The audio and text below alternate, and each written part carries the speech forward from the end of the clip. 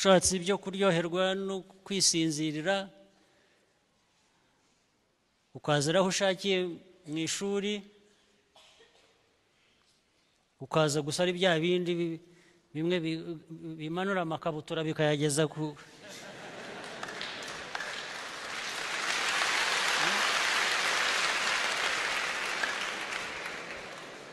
biyamanura bikayageza mu ntege hano nuko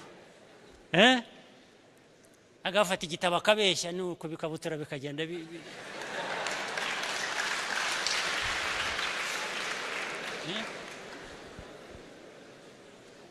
bazana ikizame ukavanamo ubusa ubusa na bya bikabutura ukagenderaho niko bimeze nabyo ndabibabwira mbabwira nk'umuntu uko wifata uko wagira ute iyo abantu benshi bagiye muri ibyo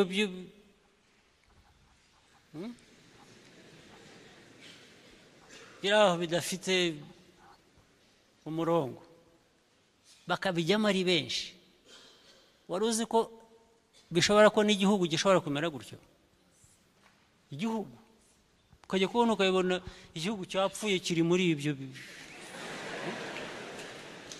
nta kindi bafite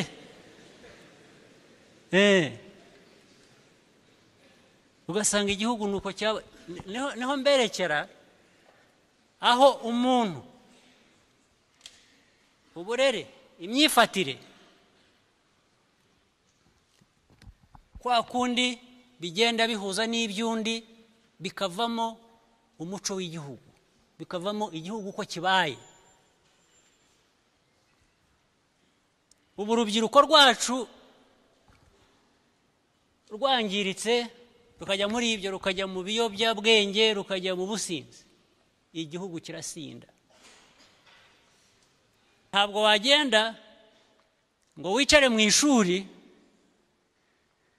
gusa ugarame uryoherwe n'intebe uhumirize usinzire wegame ejo ngo uzatsinde ikizami ashwi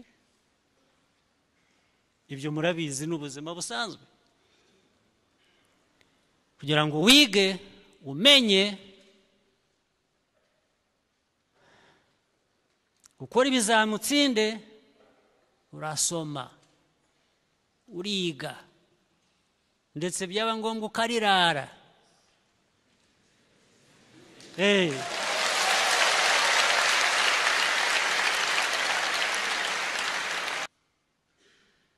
twagize amateka aho twubakiye ku busa aho tutagize umusingi ukomeye twubakiraho biradushwanyukana murumva icyo mvuga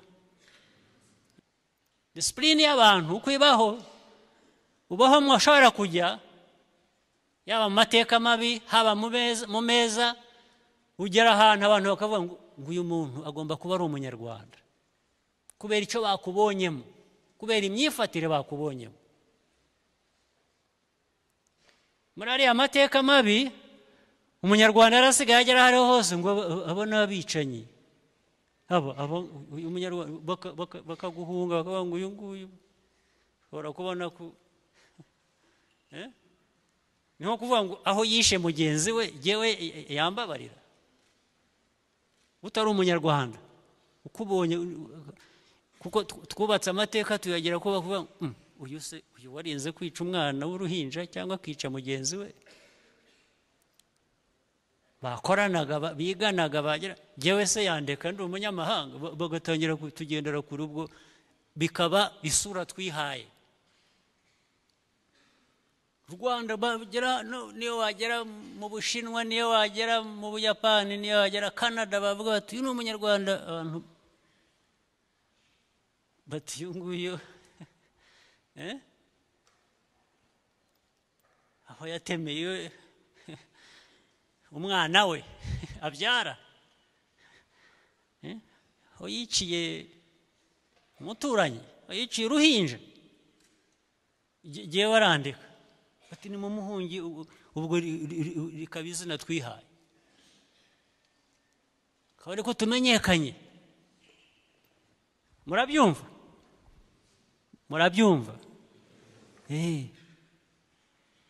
kubera umuco uburere twabuze tukiri bato politiki mbi iragenda icengera mu buzima bwacu tukiri abana ubundi nabwo rero ubu ngubu amateka twubaka ava muri ibyo byose amateka twubaka kuvuga ngo turashaka wa munyarwanda bihereye kuri mwebwe rubyiruko rw'u Rwanda abana b'u Rwanda aho abantu bavuga bati uyu ni umunyarwanda abantu bakavuga ngo ba bandi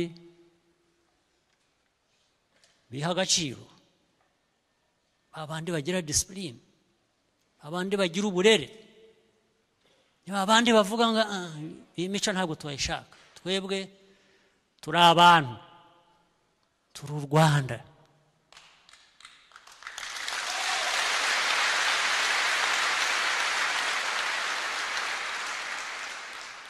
turi u Rwanda ruhura n'ibibazo tukabikemura tugashaka uburyo bwo kubikemura ntitubihunge utiha agaciro baramusigira bamuha ibisigazwa kandi utiha agaciro iyo bamuhaye ibisigazwa arabyakira n'inkubira akakoma mu mashyi akishima akagenda ariko kugenda ukomera mu mashyi wagusigiye kubera iki kubera iki wagusigiye n'agasuzuguro kenshi kandi n'ubundi gakubiye muri uko kugusigira wowe ukagenda uririmba wivuga kuri igitangaza ibyivugo nka cya kindi rucagu kwivuga ugasanga umuntu arivuga ko bamusigiye ati ndi rugira rushya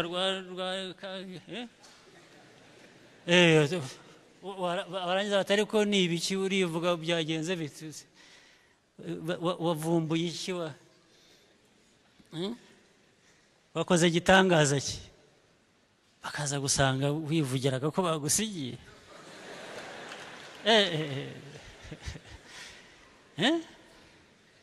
niko rubyiruko mwebwe Rwanda rushya ibyo byashoboka se birakwiye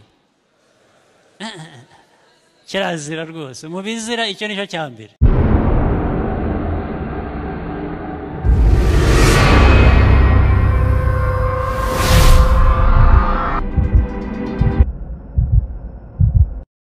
rubyiruko ntore muri aho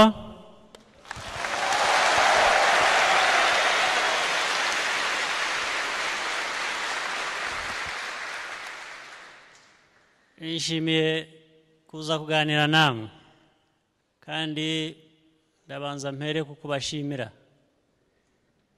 namwe kwitabira igikorwa nk'iki bijyanye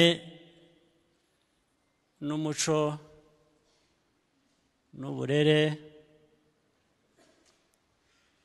buva muri iki gikorwa kandi twifuza kubatoza kugira ngo rero mbashimire ko mwabyitabiriye kandi mukabikoresha uko bikwiye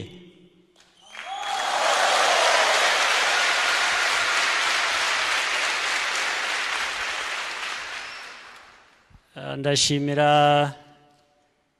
ababigizemo uruhare bose ari minisiteri y'uburezi ari iy'ubutegetsi bw'igihugu ari iy'urubyiruko n'izindi nzego zabifatanije kubera ko niwo muco twifuza umuco wo gufatanya n'umuco wo kurera neza. Icyo nshaka guheraho uko turi aha twese,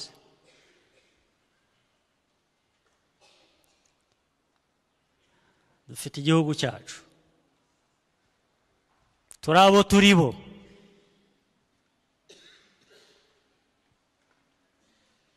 dufite n'icyo twifuza kugeraho.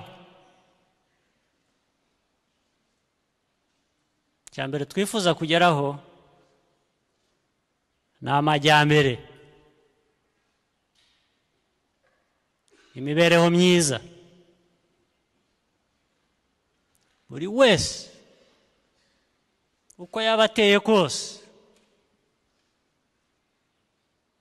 aho yaba aturuka aho ariho hose, icyo yaba atandukanyeho n'undi icyo ari cyo cyose,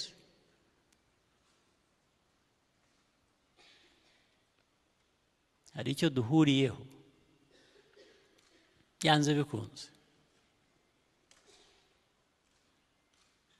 n'ukuntu turutana imyaka, duhuriye ku kintu kimwe,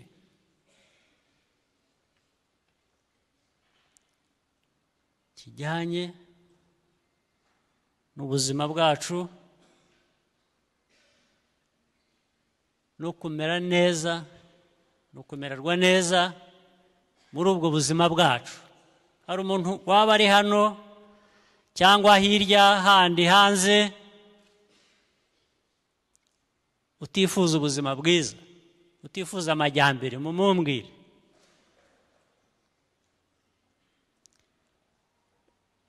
n'umugizi wa nabi usenya ibyo asenya, wangiza ibyo yangiza,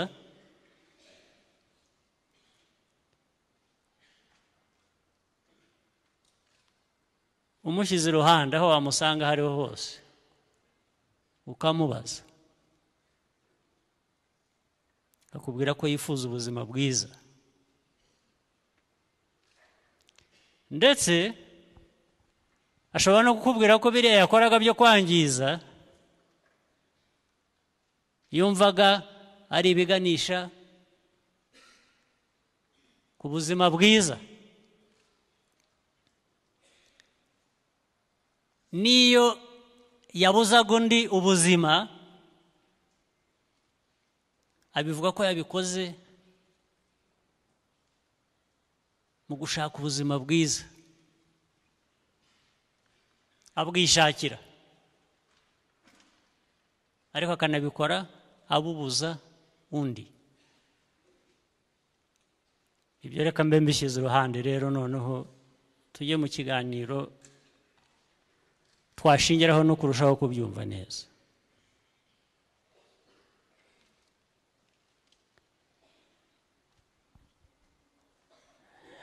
niyo mpamvu dushaka guha agaciro mwebwe bato, urubyiruko,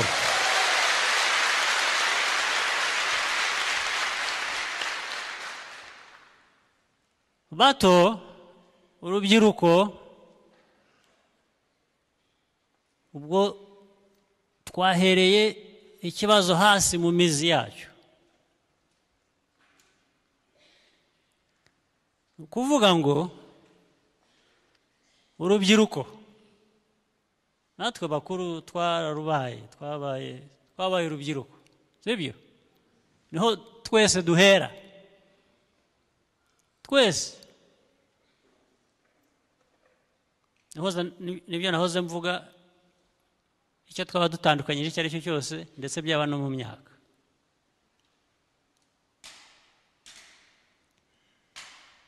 rero aho duhera mu mizi yo gukemura ikibazo ku rubyiruko tukiri bato,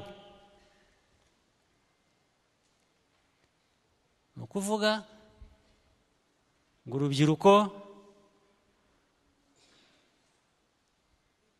guhera abantu bakivuka,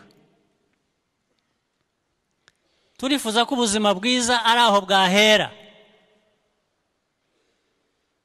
ni ukuvuga ngo ugomba kugira ubuzima iyo mwumva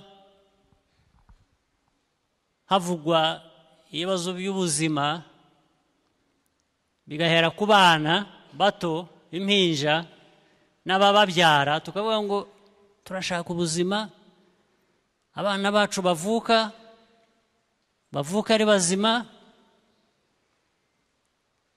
ndetse bakure bagira ubuzima bwiza n'abababyara. ubwo niho twahereye, ukuvuga ngo noneho turashaka ubuzima bwiza. Umutungo w'igihugu aribo bana bacyo ugomba kugira ubuzima bwiza kuva ukivuka, niho duhera.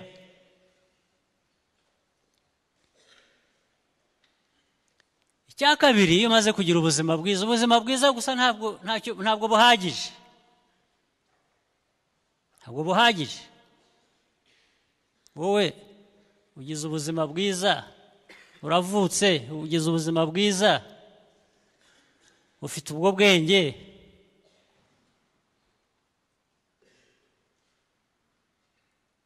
urakura ufite izo mbaraga, byaherera hose gusa bikaguha ubuzima bwiza bundi. Ubwenge umuntu avukana cyangwa se kubera ko wavutse ufite ubuzima bwiza birahagije? Ntabwo bihagije, kuko hari ibindi bigomba gukomeza ubwo buzima bwawe n'ubw'undi, byajya hamwe bikaba ubuzima bw'igihugu, bw'abantu, uhera kuri wowe umuntu umwe, bikuzanya n'undi, bivamo abantu, igihugu. Iyo tuvuga umuryango nyarwanda, nicyo tuba tuvuga, ni wowe n'undi, ni jyewe, hamwe tuba umunyarwanda, tuba umuryango w'umunyarwanda. Ubuzima rero dufite tukivuka, ubuzima tubona dukura, ubumenyi bushingira ku bwenge dufite n'ibikorwa byacu bituruka ku mbaraga dufite, biratwubaka nk'umuntu, bikatwubaka nk'igihugu, nk'umuryango nyarwanda. Murankurikira aho ngaho? Ubu nabagiriye mu mateka mu buryo bw'ubuzima. Icyo nshaka kubigaruraho, nicyo nshaka kugarura ku cyo muhagarariye hano, ku cyo twese tuberaho. Wavutse wagize ubuzima bwiza,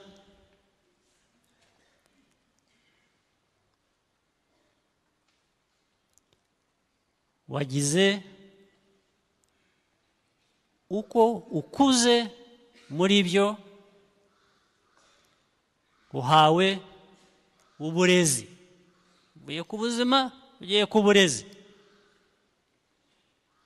uburezi buguha bya bindi bishingira ku bwenge ufite wavukanye, kugira ngo umuntu yuzure, kugira ngo abantu nk'igihugu twuzure. Ubuzima, uburezi, hanyuma noneho hakurikiraho bya bindi byose, amajyambere. n'imibereho myiza naho byubakira, sibyo? Naho byubakira.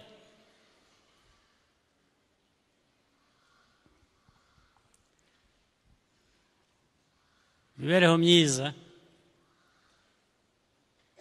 ubukungu bw'igihugu n'abantu byubakira ku buzima no ku burezi, bikaba umuntu, bikaba igihugu.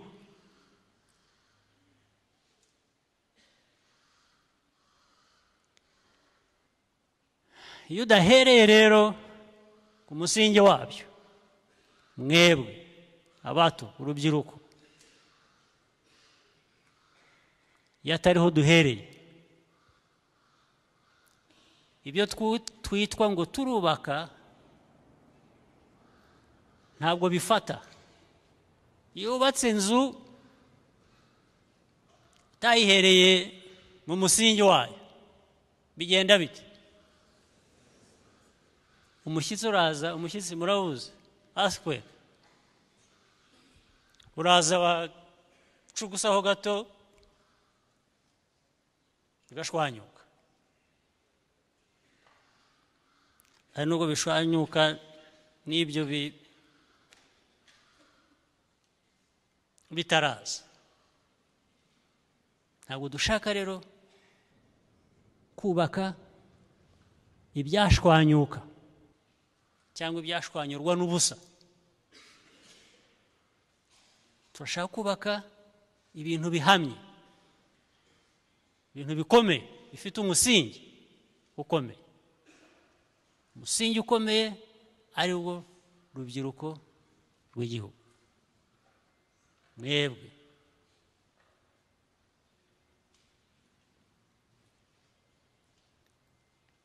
Ndetse dufite ingero.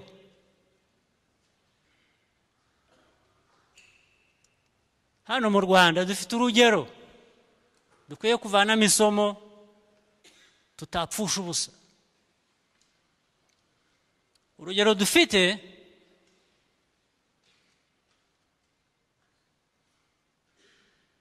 twagize amateka aho twubakiye ku busa,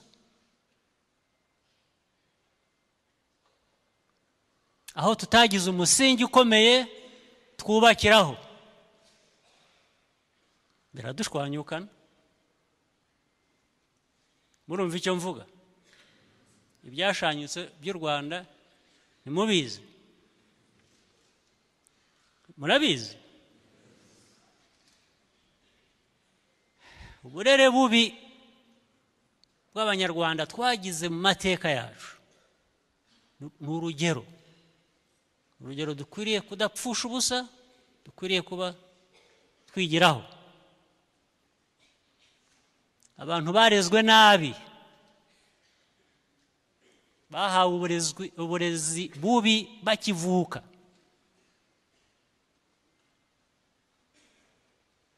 Umwana avuka yumva, abona, yigishwa ko mugenzi we, umuturanyi, uwo bicarana mu ishuri,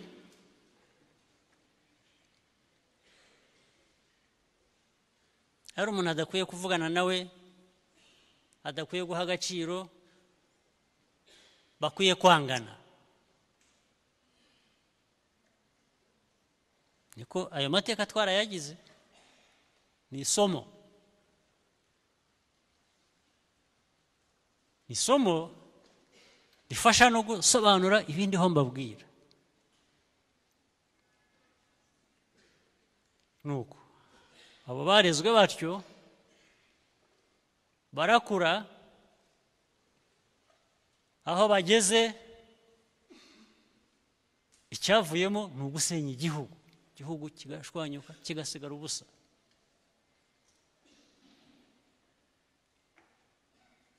Ariya mateka twibuka muri 1994, 1994, ntimugire ngo byabaye burya cyangwa byahereye burya muri 1994. oya, nibwo burere bw'amateka, mu mateka bwabaye, nibwo burere bwahawe abana bato b'abanyarwanda nkamwe. Ingaruka zabyo zibizo, nta n'ukundi byagomba kumera. Ingaruka za ruko nguko niko zagomba kuba.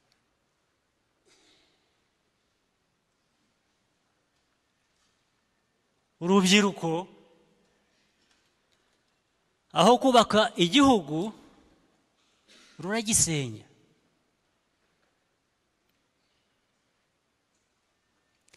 N'abari baruri imbere bari bakuze, nabo nuko bari baratangiye, nabo baragisenya.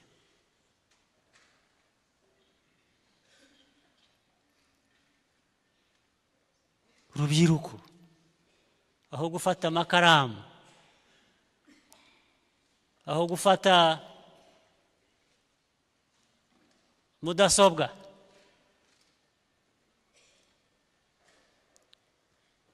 aho gufata ibikoresho bindi bibyara umusaruro, urubyiruko rufata imihoro, rufata imipanga, ruratema. Kuko nibwo burere, nibwo bwari uburere.